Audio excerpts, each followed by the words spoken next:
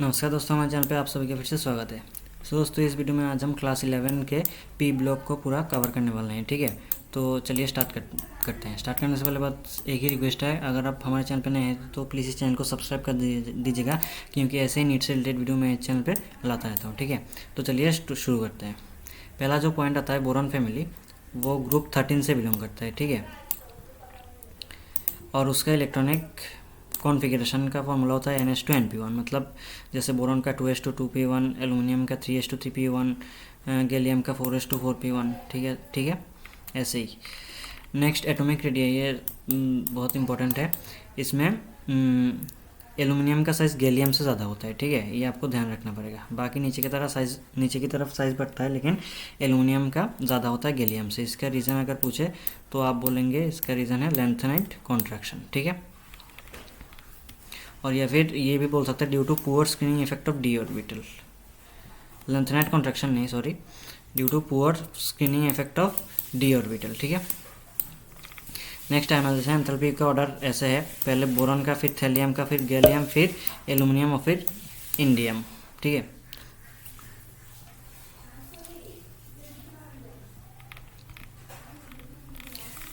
Next आता है oxidation state. तो आप इन्हें एक टर्म सुना होगा, इनेट पेयर इफेक्ट। इसका मतलब है नीचे की तरफ जाते टाइम, मतलब हायर ऑक्सीडेशन स्टेट वाले का स्टेबिलिटी घटता है। ठीक है, और लोअर ऑक्सीडेशन स्टेट वाले का स्टेबिलिटी बढ़ता है। तो बोरोन और एल्यूमिनियम +3 दिखाता है, क्योंकि वो हायर ऑक्सीडेशन स्टेट में स्टेबल है। गैलियम और इंडियम मिडिल में, इसलिए वो +3 में भी पाए जाते हैं, +1 में भी पाए जाते हैं। और थैलियम जो है वो दोनों में पाया जाता है, लेकिन मोस्ट स्टेबल +1 में होता है। ठीक है, तो यहाँ पे लिखे in P block tendency to show higher oxidation state increases upward in the group, मतलब इसे ही इनेट पेयर इफेक्ट कहते हैं। ठीक है, देखिए यहाँ पे भी लिखा है। नेक्स्ट आता है रिएक्टिविटी। एयर के साथ रिएक्ट करके ये ऑक्साइड और नाइट्रेट बनाते हैं। ठीक है, और बोरॉन के ऑक्साइड एसिडिक होते हैं, गैलियम और एल्यूमिनियम के एम्फोटेरिक होते हैं, और इंडियम और थैलियम के बेसिक होते हैं। नेक्स्ट रिएक्शन आता है एसिड और बेस के साथ। एसिड के साथ रिएक्ट करके, जैसे एल्यूमिनियम एम्फोटेरिक है, ठीक है, मतलब दोनों के साथ रिएक्ट करता है, एसिड भी और बेस भी, दोनों के साथ हाइड्रोजन लिबरेट करता है। ठीक है, और कॉन्सेंट्रेटेड HNO3 के साथ रिएक्ट नहीं करता due to formation of protective layer. मैंने इसके पहले वो जो एस ब्लॉक है उसमें भी बताया था, मैग्नीशियम और एल्यूमिनियम का वो जो डायगोनल रिलेशनशिप होते हैं उसमें। ठीक है, अगर आपने वीडियो वो एस ब्लॉक का वीडियो नहीं देखा तो जाके देख लीजिए, यहाँ पे आई बटन पे आपको लिंक मिल जाएगा। ठीक है, तो उसमें मैंने बताया मैग्नीशियम और एल्यूमिनियम का कॉन्सेंट्रेट HNO3 से फ़र्क नहीं पड़ता, क्योंकि वो एक प्रोटेक्टिव लेयर फॉर्म कर लेते हैं। ठीक है, उनके ऑक्साइड का Al2O3। उसके बाद एलोजन के साथ रिएक्ट करते हैं। ठीक है, जैसे एल्यूमिनियम अगर क्लोरीन के साथ रिएक्ट करे तो AlCl3 बनाता है। ठीक है, और एसिडिक स्ट्रेंथ नीचे की तरफ बढ़ता है, जैसे आयोडाइड के सबसे ज़्यादा, फिर ब्रोमाइड, फिर क्लोराइड और फिर फ्लोराइड। फिर कंपाउंड्स ऑफ बोरोन, ये इंपॉर्टेंट होता है, मतलब ऑर्थोबोरिक एसिड एक होता है उसको, ये एक मोनोबेसिक वीक लुईस एसिड है, ये आपको ध्यान रखना पड़ेगा। ठीक है, क्योंकि ये लोन पेयर एक्सेप्ट करता है। ठीक है, मतलब पानी से भी लोन पेयर एक्सेप्ट कर लेता है। ये लेयर स्ट्रक्चर होता है और ये हाइड्रोजन बॉन्डिंग फॉर्म करता है। ठीक है, ट्राइगोनल प्लेनर शेप है इसका, ये आप थोड़ा ध्यान रखेंगे तो चलेगा। और उसके बाद एक रिएक्शन आता है H3BO3। इसको अगर आप 370 केल्विन पे हीट करोगे तो SbO2 बनेगा, और 370 केल्विन से ज़्यादा हीट करोगे तो बोरिक एनहाइड्रेट मतलब B2O3 बनेगा।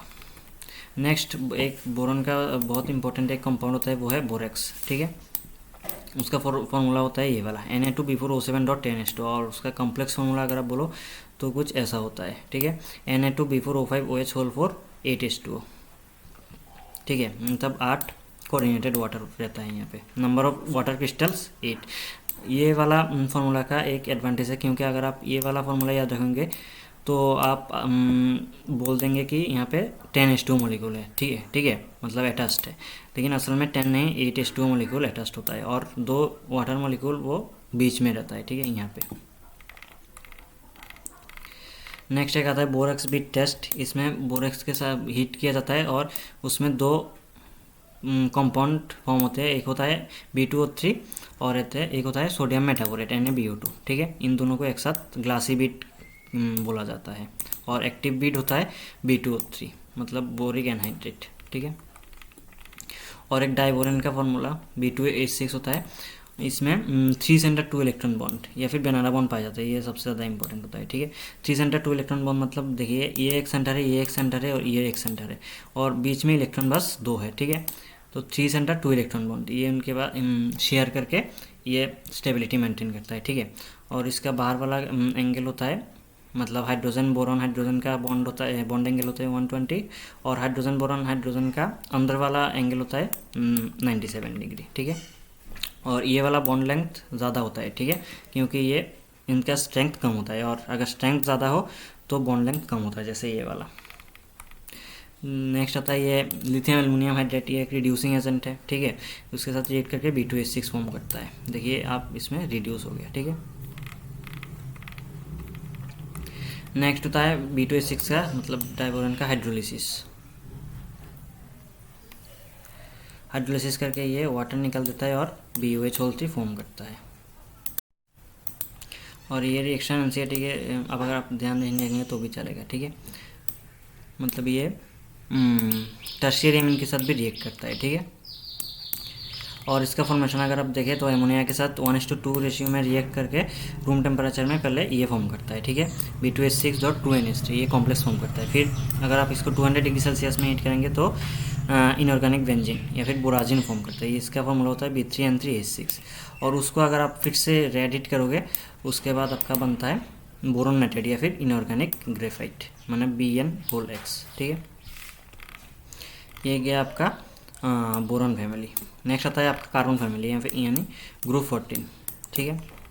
तो इसमें कुछ फैक्ट्स है, जैसे कार्बन 17 मोस्ट एबंडेंट एलिमेंट होता है, और silicon second most abundant element होता है, और जर्मेनियम ओनली ट्रेसेस पाए जाते हैं, ठीक है, ज़्यादा अमाउंट में नहीं पाया जाता है अर्थ क्रस्ट में। और टीन स्टोन मतलब केसिटेराइट SiO2 के फॉर्म में पाए जाते हैं, ठीक है। इसको आप मेटलर्जी में पढ़ोगे। और PB लेड लिथर्स के फॉर्म में पाया जाता है। और कार्बन के 3 आइसोटोप होते हैं, एक है कार्बन 12, दूसरा है कार्बन 13 और कार्बन 14, ठीक है। कार्बन 14 जो है वो ये रेडिएक्टिव होता है और उसका हाफ लाइफ जो होता है वो होता है 5770 ईयर्स, ठीक है।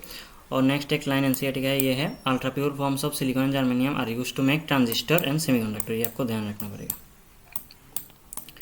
नेक्स्ट आता है इलेक्ट्रॉनिक कॉन्फ़िगरेशन, ये भी आप ध्यान रख सकेंगे, ग्रुप 13 में भी बताया था।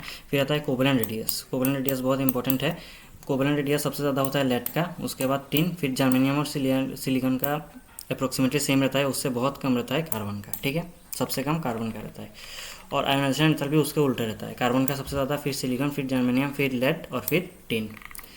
और इलेक्ट्रोनेगेटिविटी की अगर आप बात करें तो कार्बन का सबसे ज़्यादा इलेक्ट्रोनेगेटिविटी रहता है, ठीक है, फिर सिलिकॉन, जर्मेनियम और टिन, लेड का अप्रोक्सीमेटली सेम रहता है। नेक्स्ट फिजिकल प्रॉपर्टीज़ अगर आप देखें तो कार्बन और सिलिकॉन नॉन मेटल होता है, जर्मेनियम ये मेटलॉइड होता है, और टिन और लेड सॉफ्ट मेटल्स होते हैं, ठीक है, मतलब मेटल होते हैं। और केमिकल प्रॉपर्टीज़ ऑक्सीडेशन स्टेट अगर आप देखें तो ये ऊपर के 4 स्टेबल इन +4 और नीचे वाला स्टेबल इन +2, ठीक है। इसका रीज़न मैंने पहले बताया, due to inert pair effect, ठीक है। और ये एक लेड का एक कंपाउंड है, रेड लेड Pb3O4, ठीक है। नेक्स्ट रिएक्टिविटी टुवर्ड्स ऑक्सीजन, मतलब ये ऑक्साइड फॉर्म करता है। ऊपर का 3 जो है कार्बन, सिलिकॉन, जर्मेनियम जो ऑक्साइड फॉर्म करता है वो एसिडिक होता है, और टिन और लेड जो ऑक्साइड फॉर्म करता है वो एम्फोटेरिक होता है, ठीक है। और वाटर के साथ ये कार्बन, सिलिकॉन, जर्मेनियम और लेड रिएक्ट नहीं करता, ये एक एक्सेप्शन है, सिर्फ टिन रिएक्ट करता है, ठीक है। टिन रिएक्ट करके SnO2 और हाइड्रोजन गैस लिबरेट करता है। और हेलोजन के साथ कार्बन नहीं रिएक्ट करता, और silicon, germanium, tin, lead react करके कोवेलेंट वो जो है SiCl4 या फिर GeCl4 ये सब फॉर्म करता है, ठीक है। और PbI4 ये एग्जिस्ट नहीं करता, मतलब आयोडीन के साथ लेड रिएक्ट नहीं करता, ठीक है। और ये सारे कोवेलेंट होता है एक्सेप्ट SnF4 और PbI4, ये दोनों आयोनिक नेचर के होते हैं। नेक्स्ट CCl4 का हाइड्रोलिसिस अगर करें, मतलब हाइड्रोलिसिस नहीं हो सकता, कि ठीक है, ये बहुत इंपॉर्टेंट पॉइंट है, क्योंकि इसमें d ऑर्बिटल नहीं रहता, due to absence of d orbital, ठीक है। और ये SiCl4 का अगर आप हाइड्रोलिसिस देखें तो SiOH4 यानी सिलिसिक एसिड फॉर्म करता है, ठीक है, और साथ में हाइड्रोजन मतलब हाइड्रोक्लोरिक एसिड लिबरेट करता है। और कैटिनेशन टेंडेंसी सबसे ज़्यादा इंपॉर्टेंट सीक्वेंस है, कार्बन का सबसे ज़्यादा कैटिनेशन टेंडेंसी होता है, ठीक है, फिर सिलिकॉन का, और उससे कम जर्मेनियम और टीन का, उसका अप्रोक्सीमेटली सेम रहता है, ठीक है। और लेड बॉन्ड नहीं बताता, मतलब कि रिएक्शन टेंडेंसी नहीं शो करता। और अगर फिर एक कंपाउंड आता है कार्बन डायमंड, ठीक है। कार्बन डायमंड का स्ट्रक्चर आप देखें तो ये इसमें कार्बन sp3 हाइब्रिडाइज्ड होता है, ठीक है। और ये 3D नेटवर्क सॉलिड है और ये हार्डेस्ट सब्सटेंस होता है। फिर कार्बन ग्रेफाइट अगर आप देखें तो इसमें कार्बन sp2 हाइब्रिडाइज्ड होता है, ठीक है। ये सॉफ्ट स्लीपरी होता है और इसका एक बहुत इंपॉर्टेंट यूज़ है, ये dry as a dry lubricant आपका यूज़ होता है, ठीक है। नेक्स्ट फुलरिन, ये कार्बन 60 एक भी एक कार्बन का कंपाउंड है। कार्बन ग्राफाइट को अगर आप मतलब इनर्ट एटमॉस्फेयर में हीट करें तो कार्बन 60 पाए जाते हैं। इस पर भी हाइब्रिडेशन sp2 हाइब्रिडेस्ट है, ठीक है। इसमें 12 पेंटागन्स है और 20 हेक्सागन्स है। नेक्स्ट कार्बन और सिलिकॉन के कुछ एग्जाम कंपाउंड्स है। पहला है कार्बन मोनोऑक्साइड, ठीक है। कार्बन मोनोऑक्साइड न्यूट्रल होता है और ये QH के साथ रिएक्ट नहीं करता, ठीक है। ये डायमैग्नेटिक है, कलरलेस है, ऑर्डरलेस है और हार्मफुल होता है, ठीक है, क्योंकि इसका मतलब हीमोग्लोबिन के साथ टेंडेंसी, कॉम्प्लेक्स फॉर्म करने की टेंडेंसी ऑक्सीजन से 300 टाइम्स ज़्यादा है, ठीक है। ये आपको ध्यान रखना पड़ेगा। नेक्स्ट ये सब थोड़े बहुत रिएक्शन है, मैंने ये हाइड्रोजन के वीडियो में बताया, water gas, syn gas, producer gas कैसे फॉर्म करते हैं। दूसरा कंपाउंड की बात करें वो है कार्बन डाइऑक्साइड। कार्बन डाइऑक्साइड भी डायमैग्नेटिक, कलरलेस और ऑर्डरलेस होते हैं, ठीक है।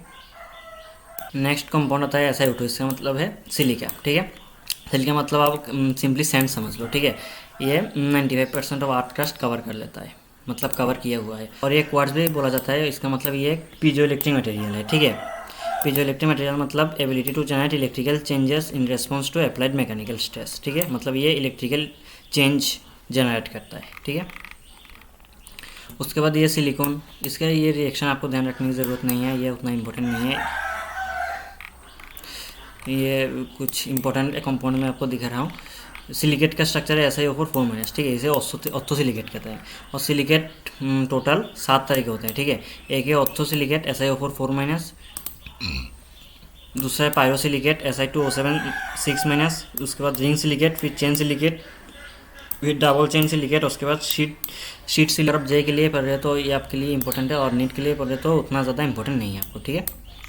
और जियोलाइट मैंने हाइड्रोजन में भी बताया था, ये होता है aluminium silicate, sodium aluminium silicate, ठीक है।